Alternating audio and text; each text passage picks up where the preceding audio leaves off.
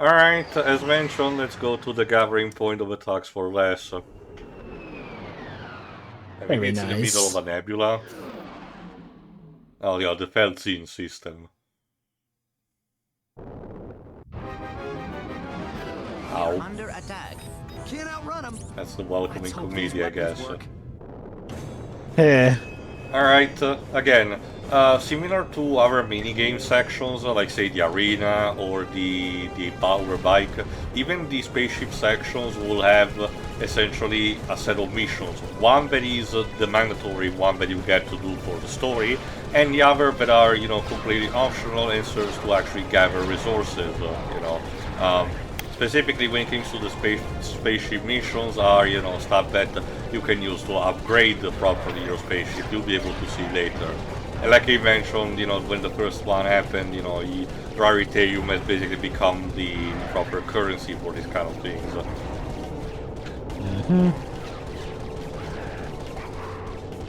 Compared to the other, again, I'm not your average Star Fox player, so I'm not super used to 3D space shooting. I'm usually the one that prefer the Gradius or Galaga style.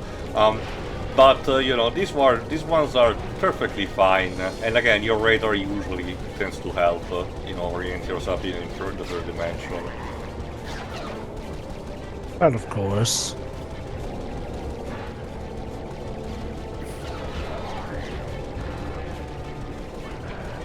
Raritanium. Yeah. There's a lot of weird names I've seen that have obtanium at the end. Like I said, Lips, it's very common in sci-fi media to have a fancy name, with an ending name that ends with "-um", to represent an element that is not, in the actual, periodic table. Again, sure, mileage may vary, I guess, when it comes to the goofiness of the name for someone, but I don't know, I never had a particular problem. I just especially disbelieve always, accepted these kind of things as fictional, materials. About where fuck all obtanium. I mean, I guess it's possible. Like, seriously, it's a material which is worth, like, nothing. Like, at all. Like, not currency, use, aesthetic value, anything. I mean, you know what they say, Dweebs, one man's trash is another man's treasure, so who knows? It's just like, with everything, there's always like the odd outlier. Again, Dweebs, there's a market for everything, even the stuff that you will not deem, as profitable. It's not profitable because I said. Oh, of course. It's a good thing you don't run Wall Street. It's because you don't write stuff. Because every bit of media would be. Also, then everyone dies. Unless, Dweebs, did you secretly time travel in order to create Bitcoin? Because I will judge you for that if that's the case. No. What happened was I said something, but it got horribly misinterpreted. I said I want a bit of coin. I said I wanted a little bit of cash, but someone misheard it, and here we are. Now Knuckles is forced to buy NFTs, thanks to you, Dweebs. Hey, it's not my fault. I didn't force him to. He chose to do it. It's okay, it's in the blockchain. Oh yeah, I've got mad skills. Yeah, Clank is not very amused. A difficult challenge, but one that a trained commando. Hold on. Ratchet, even by 2003 standards, that is pretty For late. the fifth time, I have a collect call to Thugs for Less from a Mr. You Are Gonna Die. Will you accept the charges? You are gonna die. I'll take that as a yes. Thank you. You idiot. Uh-oh. I'm paying top dollar for your protection, and your moron employees are off at some picnic. Hey, that was a bonding exercise. Enough! I'm at the pickup point now. If your men aren't here pronto, you can kiss this contract goodbye. Oh yeah? Man, this Well, video is you really kiss bad your, at the job. You're already on top. You know what I mean. Dang it. Did you trace that? Coordinates locked in. We are headed there now. Alright, if I recall correctly, I don't remember if I actually showcased the missions. I don't think so, because again, there's not much. It's stuff that is better to be done on screen, because it's just not, you know, small variations of the existing one, so nothing too fancy to show. Of course. Meanwhile, So, how's the we have reception the out start here? of, We if have I recall sports, correctly, a weather, segment that will be sporadically throughout the the entire science game. channel. Keep going. Something essentially that Whoa, happened what's that? behind the scenes to catch you up, specifically The with man, what happened to the Quark myth, after the the first legend. game. The loser. Captain Quark, once the idol of everyone in the galaxy, has finally hit rock bottom. After his humiliation at the hands of Ratchet and Clank, Quark sold bogus merchandise he claimed were Gadgetron products. But a key defect in this product, the personal hygienator, Yeah, caused it was severe selling these at the irritation end in of the first sensitive game, body but, areas and alerted yeah. authorities to Quark's scam. Behind the Hero will return after these messages. He's not really a hero. Well, I guess, I think that's the point of a show, to expose that. yeah. Again, it's part of the criticism of the. So it's not like criticism. behind the laughter. It's part of the satire with, you know, the whole thing about, you know, even other parts of sensationalism, like idol, you know, figures that are idolized Let's check and this place out fall and just find as out where he's quickly. headed. I wonder if Quark might play a part in the future, but nah, he's gone for good. Totally. I mean, for the purpose of this game is just to know what happened to him, you know, as you can see, we're in a different galaxy anyway.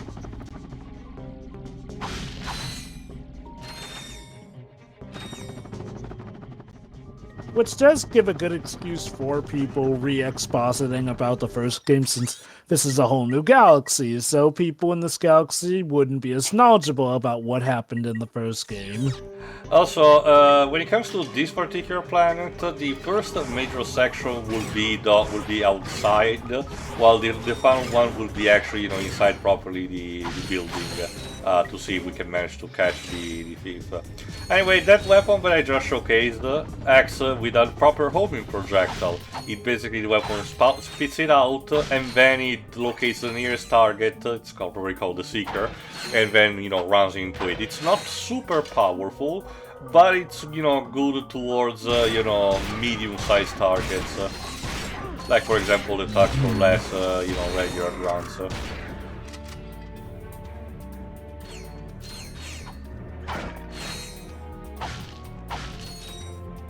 Yeah, take that, mannequin. Yeah. Ratchet hates mannequins. Do you know why we never... Okay, I haven't seen all these games yet, but not once have I come across the subject of Ratchet and Clank's parents. Or what was I? Just Ratchet's parents.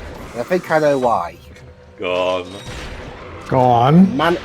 His parents were at a shop, a clothes shop obviously, so there'll be mannequins everywhere. And then a horrible accident occurred, in which a mannequin fell on top of the parents. They didn't die immediately from that, but then a fire suddenly broke out, and since they were trapped under the mannequin, yeah. Oh, I guess we're gonna have to wait until the future trilogy to see what if your answer is correct or wrong. Basically, yeah. And that's why Ratchet has a burning hatred of mannequins. It's like Cloud with the box. Also, it's funny that you mention it. Okay, I'll be very vague and say that, you know, what you said does happen in a future game, not Ratchet & Clank 1, but something similar to that happens in a future game, something that got released relatively recent.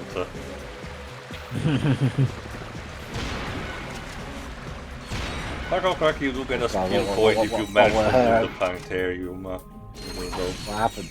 Were Barrett's parents killed by a mannequin? No, You'll just have to wait and see, dude. I'll tell you later. It's not really worth saying now.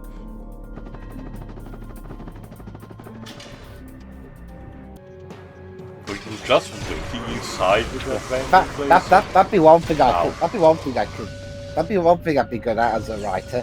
I can make I can make a backstory on the fly for pretty much anybody.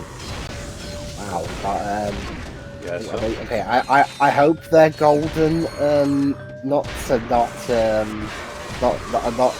either someone fake painted them gold or they peed on them. Maybe it's brass, but how do you know? Well, maybe in this universe, pee glows. I mean, that would mean That it's sounds like radioactive. it's radioactive, and that can't be good. Yeah. I also kind of love the details that some of the thugs for less tend to actually pose alongside the mannequins while they're waiting to ambush you. I mean, I'm pretty sure there's a radioactive planet in this universe. Depends. Like only. What's a real life creature that actually thrives off radiation? Okay, not thrives, but cockroaches can survive in radiation. Like I said, it was the entire point of the climax in one Fairy Odd Parents episode, where cockroaches hear about that, and then they start developing nuclear bombs in order to exterminate humanity so they can survive. Alright, platinum. You got a platinum bolt. Again, like I said, Waves, those are the extra collectible. In this game, okay, I did not really mention at the end of the day what they did in the first... 101. I didn't mention really what they did in the first game at the end of the day. In New Game Plus, you could use to buy gold versions of your weapons, which were slightly more powerful. Not that much, but, you know, decently more powerful. But again, not worth much showing. Also, I got the Blitz gun evolving to the Blitz cannon. Make your Pokemon joke. But instead, in this game, the Platinum Vaults serves to actually purchase, if I recall correctly, only the extra skins, basically alternate costumes that you can, you know, use. And I don't mean the armor sets that Ratchet uses. I mean actual, you know, proper artist-made, you know, looks that the character can have. And there's not too much, but they are distinct enough to actually be worth the price.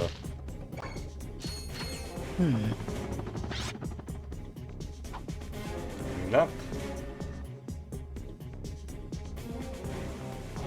There you go, that's an actual Notak freebie. There are not that much scattered throughout the galaxy, but you know, sometimes you do get some of them out of convenience sake.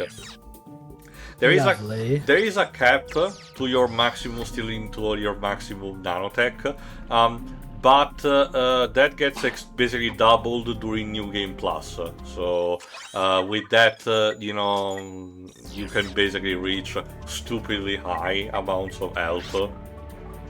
It's just that for the base game, you still need to work with what you have. And again, like I said, the armor set that you do have influences the way how much you actually lose in terms of health for when you get hit by an enemy. So you need to still watch out, despite the fact that you have more health actually than in the first game.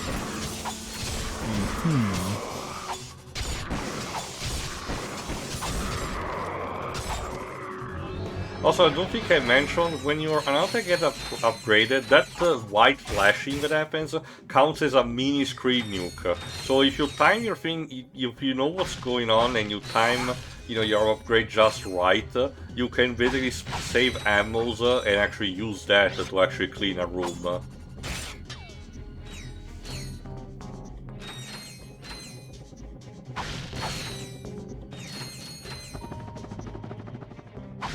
Go.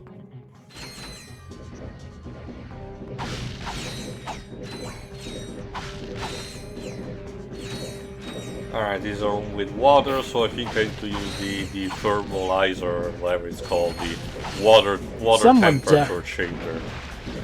Someone definitely had fun with the sound effects there. I mean, again, to be fair, it's still the same developer from Spyro. The music might not be from Stuart Online or Coping, but you know, with the sound effects, they knew what they were doing even on the Spyro trilogy. So it's always interesting to imagine how much of it was them maybe using stock sound effects, how much of it was them trying to create stock effects by merging in several sounds digitally, or if they did things the really classical way and made the sound effects themselves with physical prat items. It's usually a mix of things, because I remember a lot of the Spyro sound effects tend to be the stock ones. Not all of them necessarily, but yeah. I guess if I recall correctly, when it came to PlayStation and PlayStation 2 games, I think a lot of them were digital sound effects, since I don't think the art of creating sound effects was, to the level of, say, what stuff like Heavenly Sword would do by the time of the PS3. The new Mortal Kombat games. MKX, if I recall correctly, had a behind-the-scenes video that they showcased how they can recreate the squelching noises that the gore has, and they literally showcase that there are some people at NetherRealm Studios. I don't think one of them is not Ed Boon, but it's probably someone from still the old team, where they basically get a bucket, they fill it with green gel, and then they stuck a plunger in it, and it goes splotch, splotch, splotch. And they use that to symbolize the fact that, stuff like, entrails being cut and stuff like that.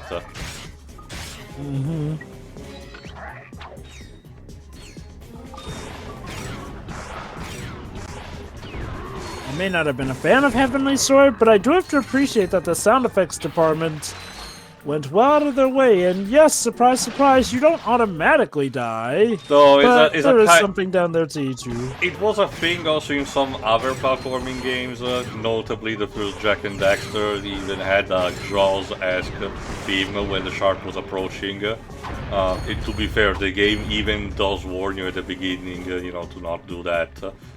So there is that. Also, surprisingly enough, hitting these explosive containers does not damage me. Cool. Alright, there's a context sensitive for the dynamo, so let's see what happens. It opens the door, but I need to get there, so...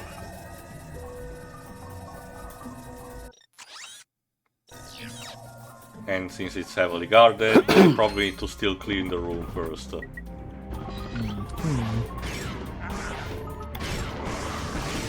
There you go. The good thing about the Seeker is that you really don't even have to aim, because of its natural properties.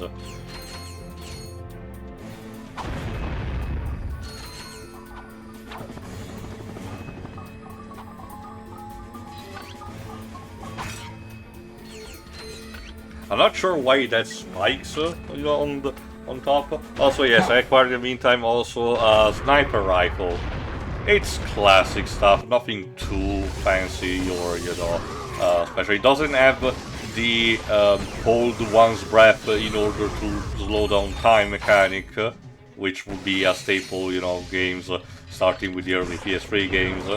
I don't know who was the first who actually did it. Sure, it has some very small truth in television, in a sense that by holding one's breath, the concentration,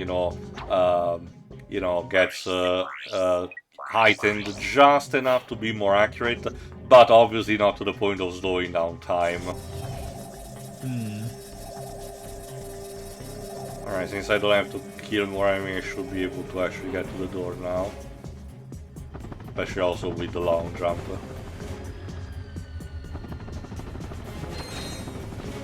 God damn it. There you go, that's for the Platinum Vault.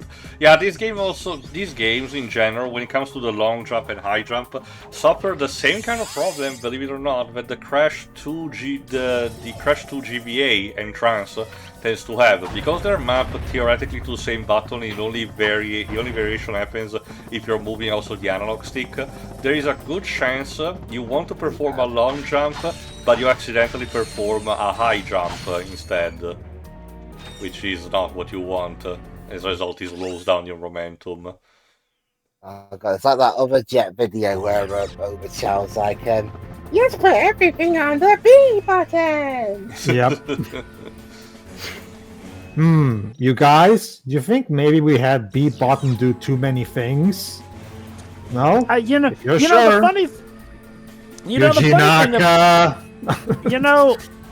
the funny thing about that Gerbil video is, like, that's one of the few times where Chow isn't the butt of the joke. He's the one actually calling out the lack of controls. Oh my god, amazing tutorial! Press B button, there. Now you know how to play. Even by 2001, Yuji Naka's stupid, one button for everything philosophy was stupid, and all the more in 2021. Alright, Crash Bandicoot existed at that point. This particular holo video, which thankfully does not cost you money, it's advertisement for these new guys, Limcognito. Oh, sorry, you need to pronounce it the English way, Limcognito, which serves to upgrade your ship using specific currency. It feels like the space equivalent of NordVPN. I mean, it's the equivalent of a black market, so yeah, kinda, sorta. Starship mods. Well, a quick visit to Slim's wouldn't cost us much time. Or maybe we should check out that chemical factory. Someone inside might know where the thief was headed. There you go. Now the only thing left to do is to actually enter the Megacorp building. In style. Well, not really. I mean, not even in a bad way, it's just that, you know, you literally enter through the front door. But we hover down in style everywhere with Agent Clank. Enemies everywhere in this world, like seriously, I mean, even going to just go to get a bit of fast food is a... That's the universe of these two for you lives, where everything has a price, and you know, and most of the time, even just moving to get a burger joint may cost your house. Again, it's mostly because the tongue is firmly planted in cheek.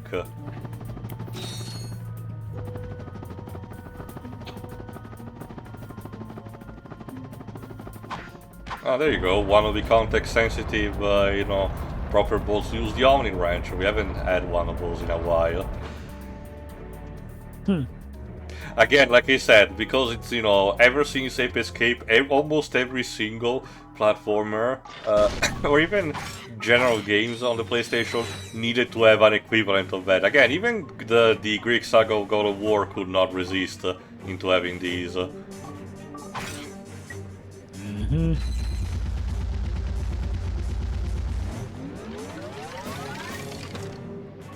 There you go, the gimmick inside this building is to repeatedly freeze and then thwart the water in order to get across, you know, better.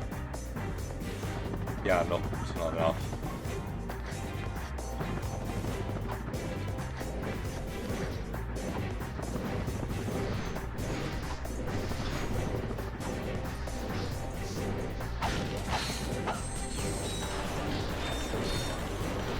There we go.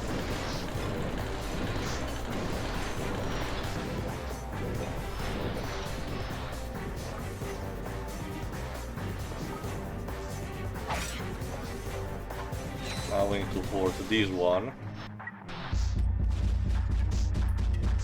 Again, it's interesting how the weapon that can shoot ice and fire, so like the gadget that shoots ice and fire, cannot be actually used as a weapon. Weird. Even if it can easily, you know, have damaging capabilities. Definitely.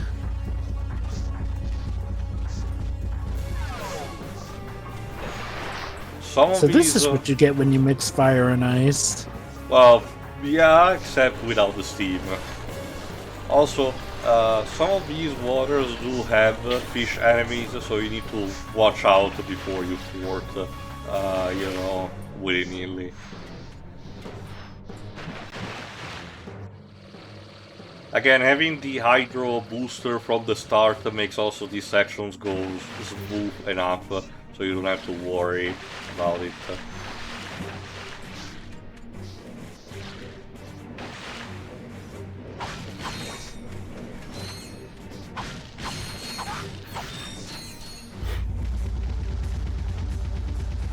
Cool. Now we can actually wall jump. Also, I love that the wall jump sound effect in this case, it's the Road Runner, you know, exclamation, just in a slow format. Interestingly enough.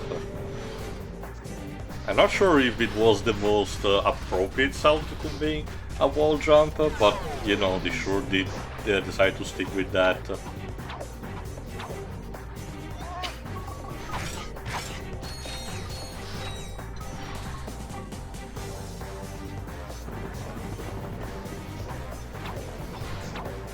you go. There are some fishes inside. Yeah, in this case you have to watch out and wait until the right level of water is actually until it's high enough to actually properly freeze it. Otherwise you will not be able to, go across. You can wait until it's at this highest level. There you go, like this.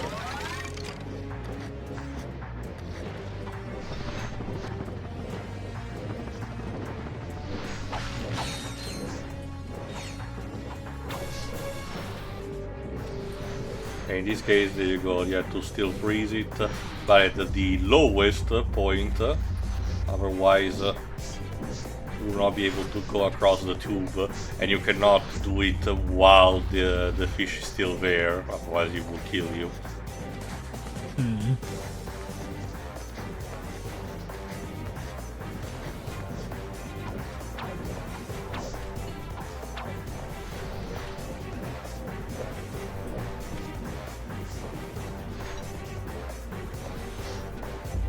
You know, it's kind of a missed opportunity that we never get to...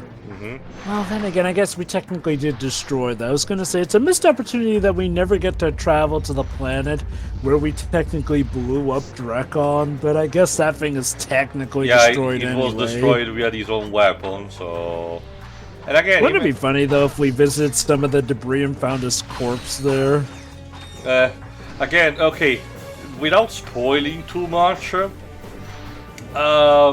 the remake version of German Drek does survive in some capacity, and cameos in Rift Apart if you're willing to look it up. So there is that. I'm guessing that was them trying to be more kid-friendly in the reimagined movie. And when it came to Rift Apart, just recycling some models for, Which... saving costs. Okay.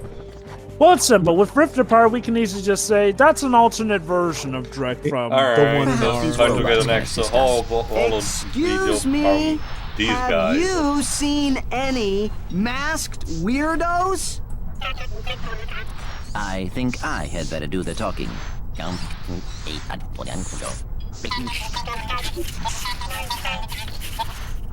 A masked customer picked up an order not long ago. Recently, they received a new transmission from him, and they are willing to show it to us for a small price. 6,000 balls! Piece of shit. Holy cow. But hey, it's buy it or leave it. I don't believe they're trying to be self-thank you. We're running a business here, not a charity. Yeah, this mastermind is a bit clumsy. And the protopet seems to be very, very eager.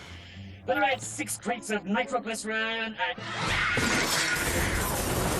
Just give me double that! I see this operation is going swimmingly. How is it going accidentally again? Hey, what? What? Oh, nothing. Just some robot humor. Okay, Hilarious. funny guy. Let's just head to those They coordinates. call Ratchet a wanker or something. Probably. Judging the humor style of the rest of his franchise, probably. I wonder if them making that joke at Ratchet is supposed to be a bit of foreshadowing for you-know-what. I don't know. Might be a stretch, but hey, I wouldn't put it past them to have that be foreshadowing. Alright, let's get all the ammos that I'm missing. You know what's something about that movie, the Ratchet Clank movie that you were talking about, Jova? Me and Deji really like to joke, because we watched that movie like 2 years ago again. The thing that really kills me, like aside from all the things, but the main thing that really kills me about that movie, and Deji as well, and when I told this to Deji had an epiphany, a realization that he never even noticed before I mentioned it. If you actually watch that movie, Ratchet and Clank barely interact with each other throughout the course of that entire movie. Think about it. A Ratchet and Clank movie where Ratchet and Clank barely interact. Just think about that for a moment. Now stop thinking about it. If that doesn't tell you everything you need to know about why that movie sucks, I don't know what does. Anyway, tune in for the next part where we hopefully intercept the thief. See ya. Yeah. See ya.